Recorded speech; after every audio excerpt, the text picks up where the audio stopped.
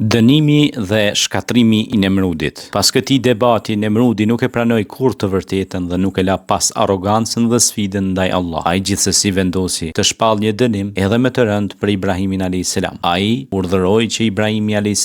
të hidhej në një zjarr të madh, që të vdiste në dhimbje dhe të turpërohej. Në këtë moment, Allahu tregoi fuqinë e tij të pakufishme, pavarësisht se zjarri ishte i madh dhe diqte gjithçka që prekte. Kur Ibrahimi a.s. u hodh në të, Allahu tha: "Ya naru kunni bardun wa salamun ala Ibrahim." O zjarr, bëhu i ftohtë dhe shpëtim për Ibrahimin a.s. Një mrekulli ndodhi. Zjarri u kthye në diçka të ftohtë dhe nuk i bëri asnjë dëm Ibrahimit a.s.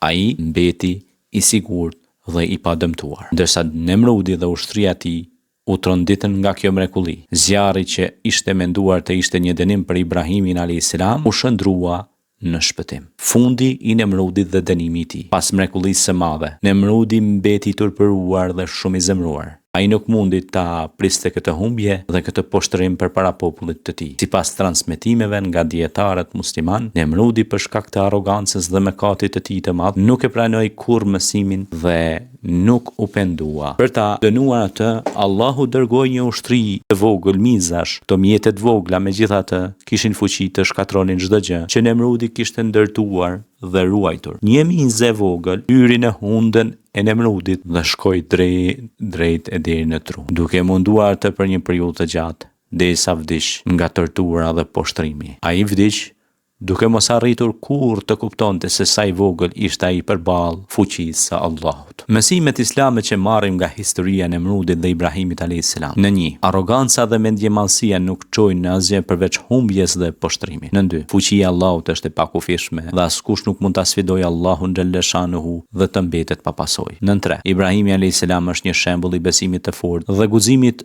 për të thënë të vërtetën edhe kur kjo mund të çojë në mundime. Në 4. Nëse Allahu dëshiron, ai mund të shndrojë çdo gjë në shpëtim, ashtu siç bëri me zjarrin që nuk e dëmtoi Ibrahimin a.s., por ishte vetëm se shpëtim për të.